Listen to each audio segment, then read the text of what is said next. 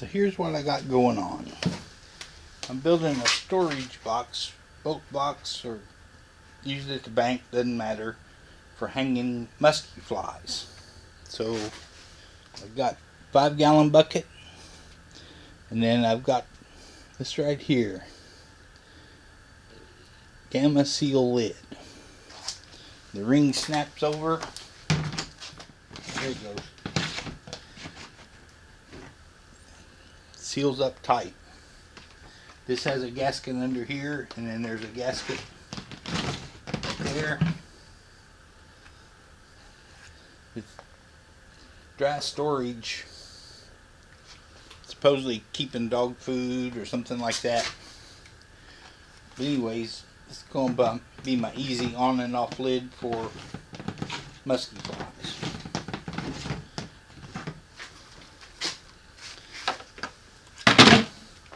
And in the bottom, I have one of these little stacking things.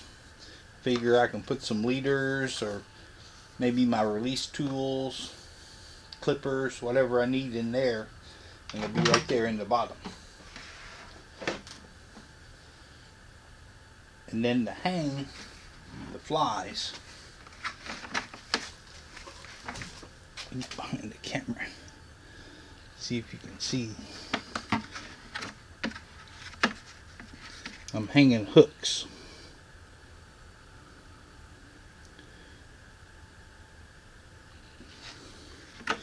And the way I'm doing that, and I'm going to show you, I'm using a piece of my .041 stainless steel TIG wire that I use for my shanks when I build shanks.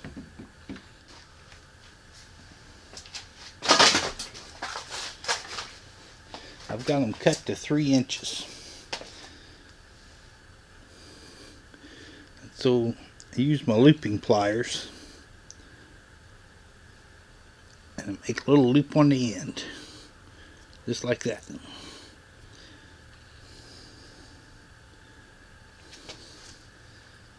And it goes through there.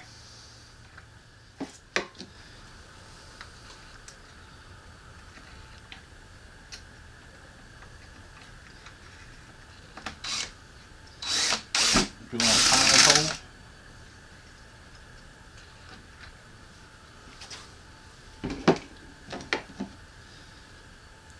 Using a number 8 by 5/8 screw.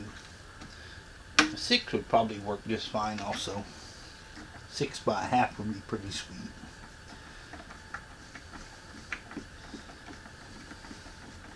Have to be careful, it's easy to strip that into that thin plastic. It don't have to be tight, it just, all it's got to do is hold this from wiggling around. So I've just got the wire sticking out there. So I reach in here with my looping pliers and I figure out how much bend I want on it.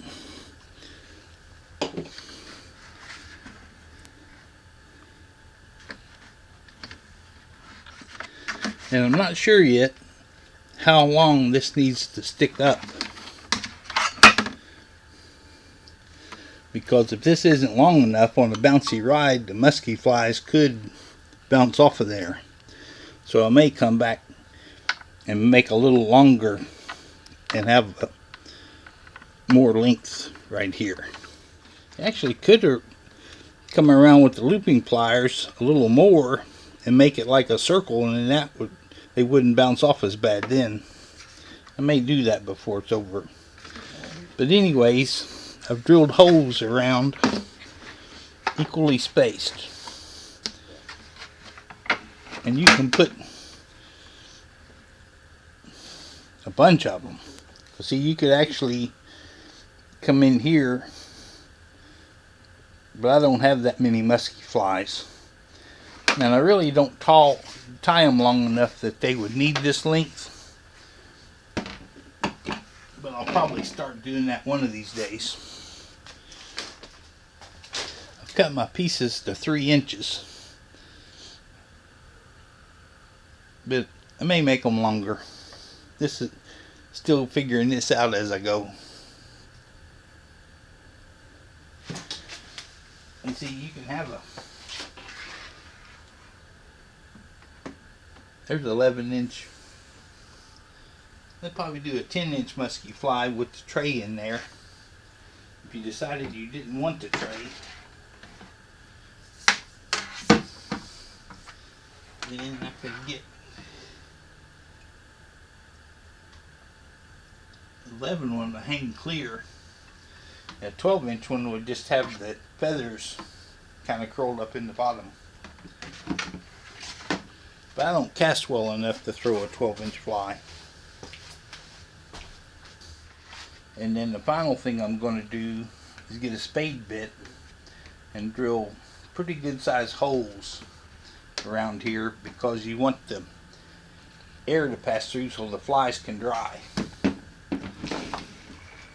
So I have to make sure there's good ventilation.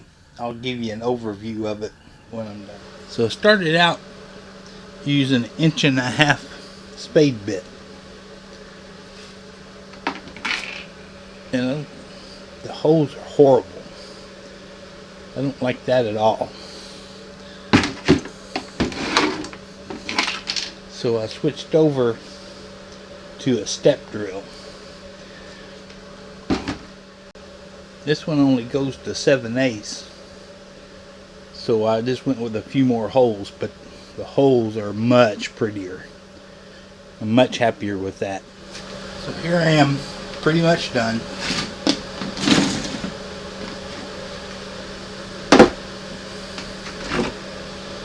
I have my tray,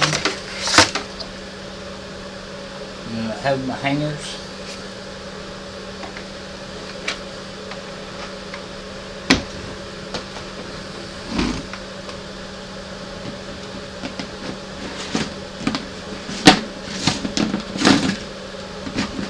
I think I'll be happy with that. I may or may not go and drill more holes and double the capacity. We'll just see how it works. I never really have that many flies at one time anyway. I'm really liking my new Muskie fly box, but I think the tool tray in the bottom is going to have to go, because when you get this filled up, you have a gauntlet of really sharp pointy things to get through to reach down and get the tools. I'm pretty sure I'm going with the external tool pouch of some types. I'm pretty sure I'm going to change these hooks that hold the bait, because if you notice, I'm losing about 3 inches of height. By the time I've got the hole drilled here, 1/2 inch, 3/4 of an inch lower, and then time I bring it down and bend it around, I'm probably losing a good 2 inches. So the updated one, the hole's going to be up here at the top, at the very top, and come out straight and then roll up. And that way I'll get all the maximum depth I can possibly get for long flies.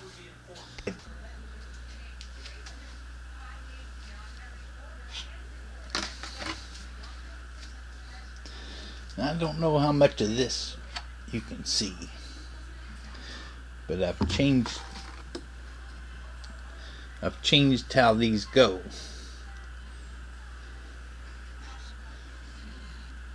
Before I had them here and they went straight out, and then they curved down, so I lost about 2 inches of height. Now they go up and come basically straight out,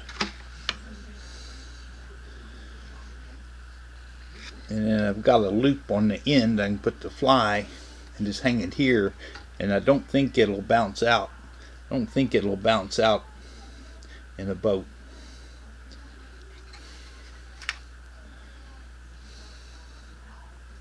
The next thing to work on is tool storage for my release tools. I did away with the internal storage, and now I have external storage.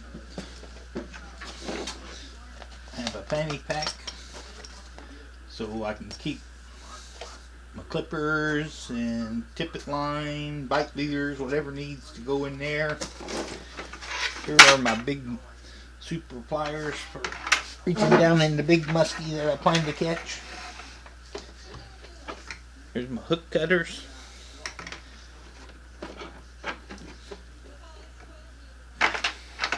And here are jaw spreaders hanging there.